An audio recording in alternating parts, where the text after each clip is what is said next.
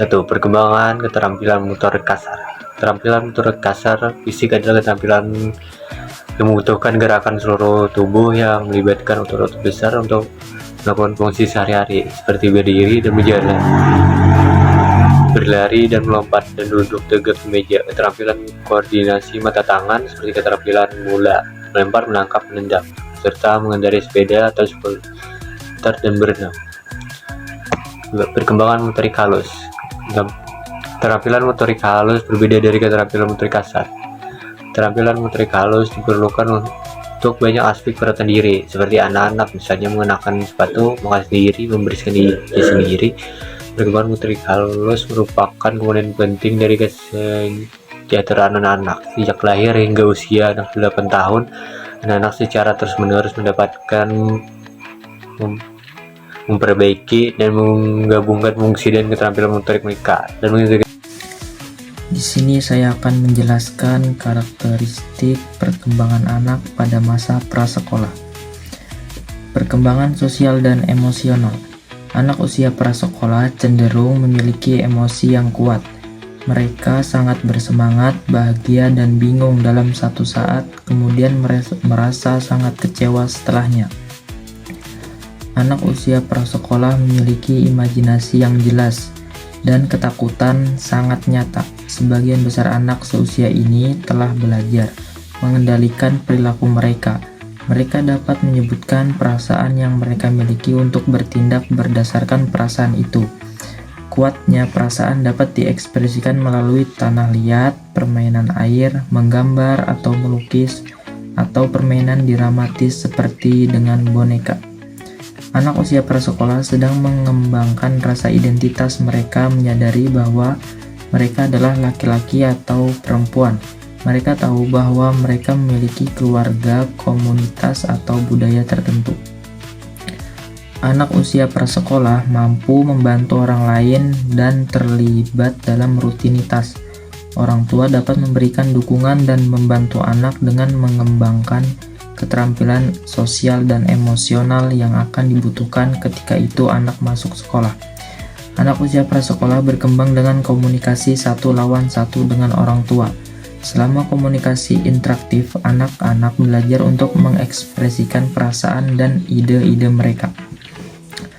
Komunikasi interaktif tidak hanya menumbuhkan perkembangan emosional dan moral, tetapi juga harga diri dan perkembangan kognitif.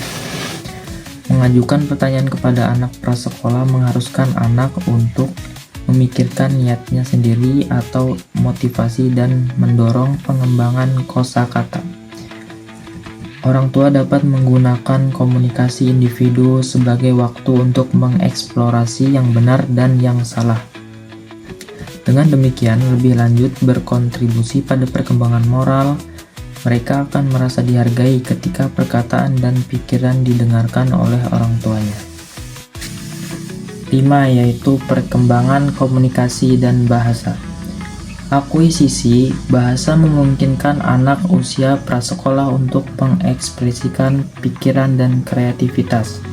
Periode usia prasekolah merupakan masa penyempurnaan keterampilan bahasa. Anak berusia 3 tahun menggunakan kalimat pendek yang hanya berisi informasi penting. Kosakata pada anak usia 3 tahun terdiri dari sekitar 900 kata. Anak usia prasekolah dapat memperoleh sebanyak 10 hingga 200 kata. Anak usia prasekolah dapat memperoleh sebanyak 10 hingga 20 kata baru per hari. Dan pada usia 5 tahun, biasanya memiliki kosakata 2100 kata. Bagian yang kedua yaitu karakteristik perkembangan fase sekolah. Di sini menunjuk pada tahap tumbuh kembang anak yang terjadi pada mereka pada usia sekitar 6 sampai 12 tahun yang biasanya bertempatan pada anak sekolah dasar. Di sini juga menjelaskan tentang yang pertama yaitu perkembangan motorik kasar. Perkembangan motorik ini mempunyai bagian-bagian, yaitu ada 4 bagian. Yang pertama, gerakan lokomotor, yaitu diartikan sebagai gerakan atau keterampilan yang menyebabkan tumbuh berpindah tempat, sehingga dibuktikan dengan adanya perpindahan tumbuh dari satu titik ke titik yang lain, seperti contoh berlari, berjalan, melompat, dan lain-lain. Nah, yang kedua yaitu gerak non-lokomotor. Gerak non-lokomotor ini merupakan kebalikan dari gerakan lokomotor, yang diartikan sebagai gerakan yang tidak menyebabkan tumbuh berpindah tempat, seperti contoh membungkuk, mengayun, meliuk, dan semacamnya. Dan yang ketiga yaitu gerak manipulatif. Gerak manipulatif ini merupakan gerakan berkoordinasi dengan ruang dan benda yang ada di sekitarnya. Dalam gerak manipulatif ini ada sesuatu yang digerakkan dengan tangan dan kaki, seperti contoh melempar, memukul, menangkap, menendang, dan lain-lain. Dan yang terakhir yaitu gerak non-manipulatif. Gerak non-manipulatif ini adalah lawan dari kata manipulatif, yaitu gerak yang dilakukan tanpa berlibat benda di sekitarnya, seperti contoh membelok, berputar, salto, dan berguling. Lanjut bagian yang kedua yaitu perkembangan motorik halus. Pada penjelasan motorik halus ini, yang secara umumnya perkembangan ini dibagi menjadi dua, yaitu perkembangan pada motorik kasar dan pada perkembangan motorik halus. Hal ini pada dasarnya berkembang sesuai dengan kematangan pada saraf dan otot. Perkembangan motorik sangat menunjukkan pada keberhasilan belajar anak di sekolah dasar. Adapun faktor yang mempercepat atau memperlambat pada perkembangan motorik halus, yaitu diantara lainnya, yang pertama faktor genetik.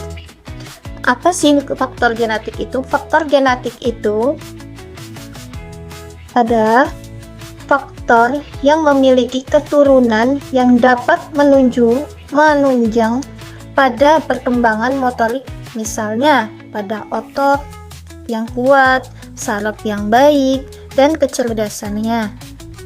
Dan yang kedua yaitu faktor kesehatan.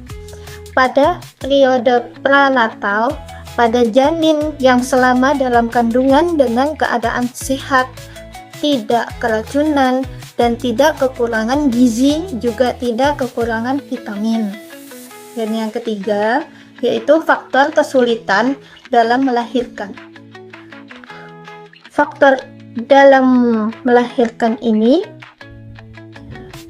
menggunakan bantuan alat vakum tang, sehingga pada bayi mengalami kerusakan pada otak dan akan menyebabkan keterlambatan yang berkembangnya motorik bayi.